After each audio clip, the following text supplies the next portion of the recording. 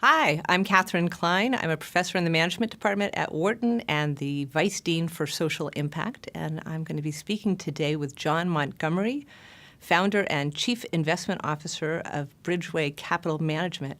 And I'm just really looking forward to this conversation to really explore with you, John, what it means to be a values-driven company. So welcome. Thanks for meeting with me. It's great to be here. It really is. So, John, you 22 years ago, you founded Bridgeway Capital Management, over $4 billion in assets. And obviously, your financial success is very important. Another striking example of an aspect of your company is the extent to which you're values-driven. And so I know from our conversations and from your website that you say, consistently, the core values of integrity, performance, efficiency, and service guide your company. Yes. And what's so striking to me about that, integrity, performance, efficiency, and service, a lot of companies say this. I mean, to the point where I actually put in Google company values, put these four in, and Bridgeway Capital Management is not the only company that espouses these four values. My sense is your company lives them and enacts them more fully than many companies. So let's start by talking about that. What does it mean to live these values in your company? How would we see that? Well, I think of a report card on those, and sometimes that's actually an edgy conversation. But from 22 years ago, I took more time than most people take in starting a venture to actually write the mission statement of Bridgeway. So really put a lot of thought into the values and trying to answer the question, so how would you know? So this was baked in from the beginning. It was baked in from the beginning. Yeah. So our mission statement has been tweaked some, so there are a few words that are different, and we've crafted some of the wording better, but the four business values are exactly as we wrote them down 22 years ago. And integrity is at the top of the list, and that actually is in a specific order. So we like to say integrity trumps the other ones. It's actually probably the hardest to measure and the hardest to know, are we actually doing what we mean to say here? So service, in a service industry, there are some ways to measure service. You can, interview your clients, and there are metrics to do that. So reasonably, you have some clues on what you're doing service-wise.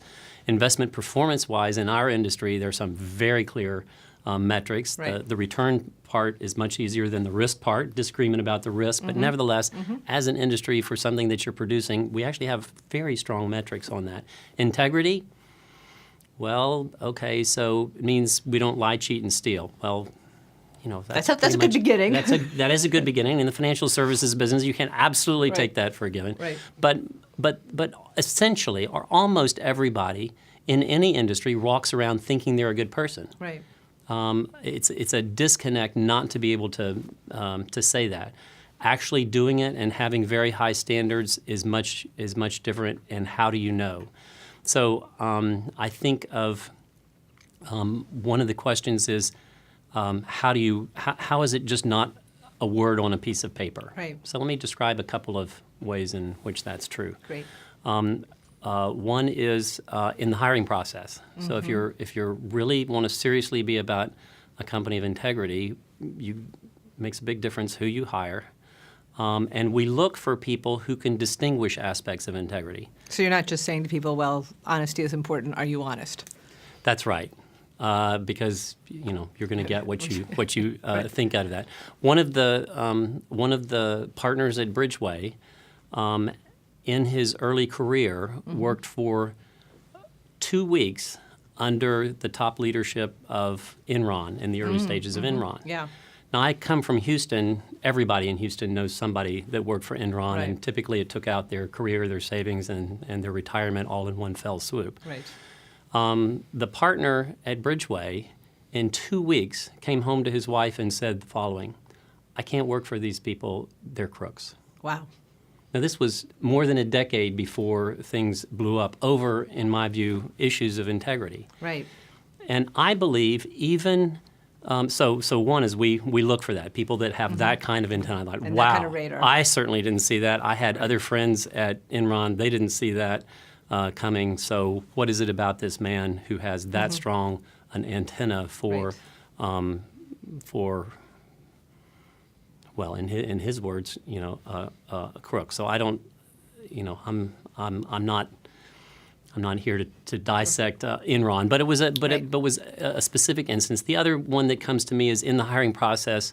We try and specifically go after the issue of integrity, and on my team we have done a role play that basically is intended to paint you into a corner of either telling a white lie or being disloyal to the company. And you can see people, as you're doing role playing, you can see there's like, now what do I do? Right.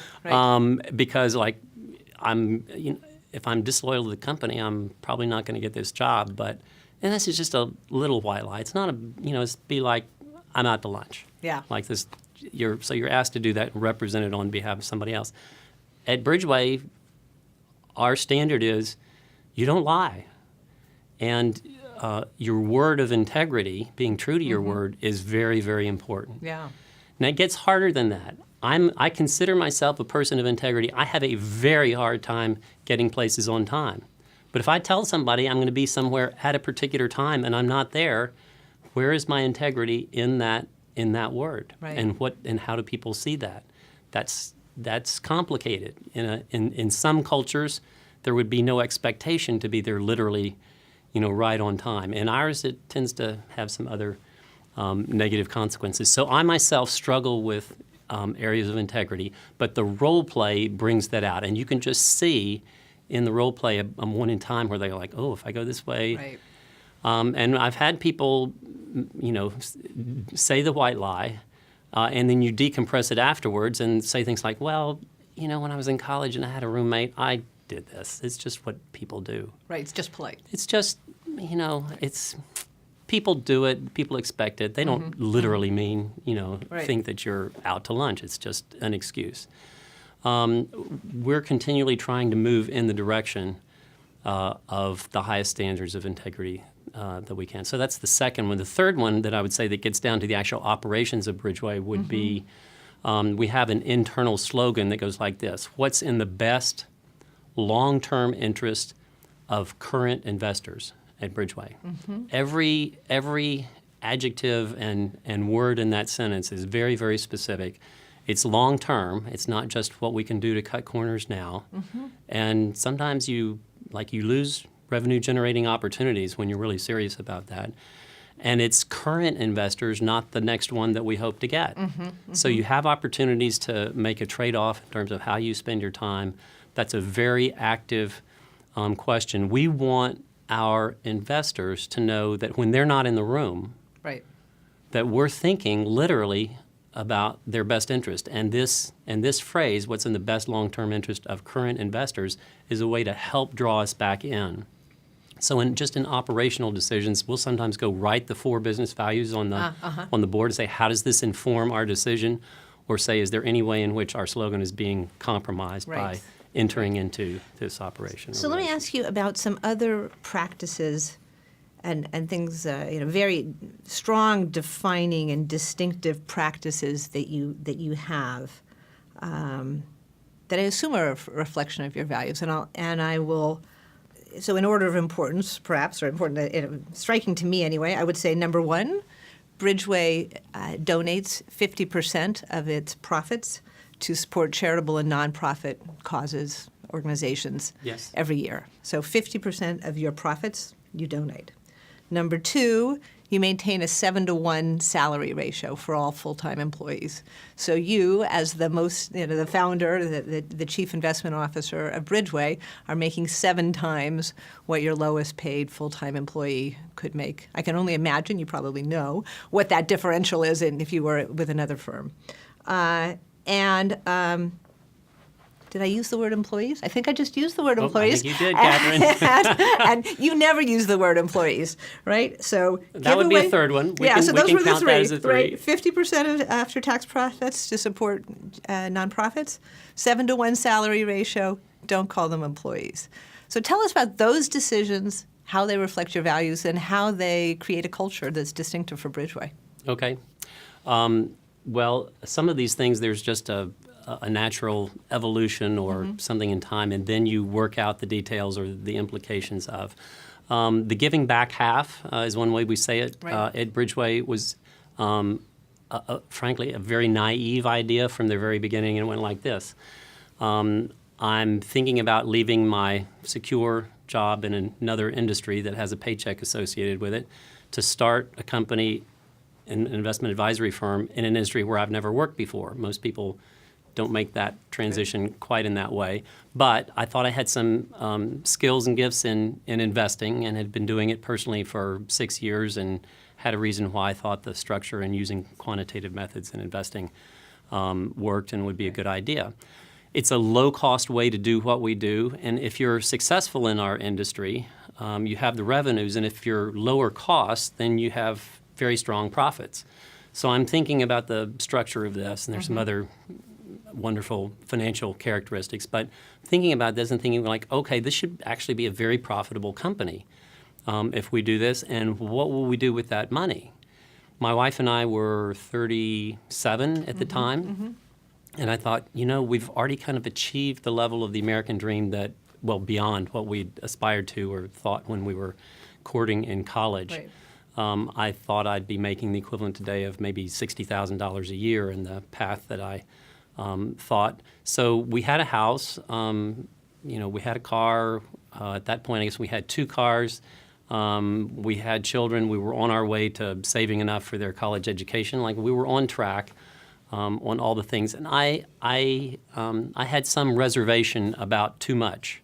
So too much isn't always a good thing in a lot of areas in life, and I think that's true about money as well. So I had this dilemma, and in conversation with my I'm not sure wife, an investment manager can say that, but you just did. So I did. That's true. Which I think actually, I think that's a powerful thing inside our industry. But you're right, it's unusual. So we thought, well, if we gave half away, then there would be less, and it wouldn't be as big of a problem. It was, that was literally the thought process. It wasn't any more complicated than that. Yeah. I didn't go out and do surveys like I do for some things. It was just a thought. And then I started thinking, well, if you did that, maybe you could have that be part of the fabric of Bridgeway. So I was in the process of writing a mission statement, and the idea of giving back and attracting people to our organization who similarly wanted to make a really strong difference in their life. And the giving back half provides some resources to help reinforce that. Right. Of the 12 good ideas in starting Bridgeway that I thought I have, P.S. 9 of them probably weren't marketable. 2 of them were, and so we're here today, and that's great. But the concept of giving back, which is a pretty naive idea then, very few role models I didn't have. There are some today, more, happily. Was just a naive idea, but the single most powerful, 10 times more powerful than I had any idea of at the time. So I do want to hear about these other aspects of the company, the 7-to-1 ratio and so on, but tell us about what this, why this is so powerful. In what way has this been powerful? Now, Bridgeway Foundation has done some remarkable things, but in what ways has this giving back been powerful? The leverage of it is huge, and frankly, it's just fun. So sometimes I think, if more business people could get inside my head and see how powerful it is for the business and how fun it is just by way of living life, like their corporate philanthropy would just skyrocket. So sadly, I haven't gotten the key to communicating that well, but on the business side, just as an example, we are able to attract more people, and we know from research that the millennial generation is more attuned to this conversation of wanting to make a difference. So we say if you're all about making, a 7-figure salary, you can do that in our industry other places. You can't do that at Bridgeway. That's the 7-to-1 cap. But you share in the profits through our stock ownership plan that everyone, all the full-time partners at Bridgeway, that's all the full-time people committed with a long-term relationship at Bridgeway have. So you're able to attract people that you wouldn't be able to otherwise, and you get to keep them longer. And that's a part that's also very powerful. So it's not that people never leave Bridgeway, and we're not trying to create golden handcuffs to keep people there, but we're trying to create an amazing place to work about people serious about the service that we provide, investment advisory services, and giving back at the same time. On my team, the investment advisory team, we've lost one portfolio manager or researcher in 20 years. Amazing. So I would say that's so despite that's this a 7 to big 1, and maybe not even despite the 7 to 1 salary cap, maybe in part because of that, you're still able to attract great talent and talent who comes to Bridgeway and those folks want to stay. And in the early years, people are like, John, that's crazy. A, you won't be able to attract them, and B, you'll train them up and lose them. Right. In 20 years, we haven't lost anybody at Bridgeway over that. We've had people move away for family reasons or other reasons, though our turnover's quite low.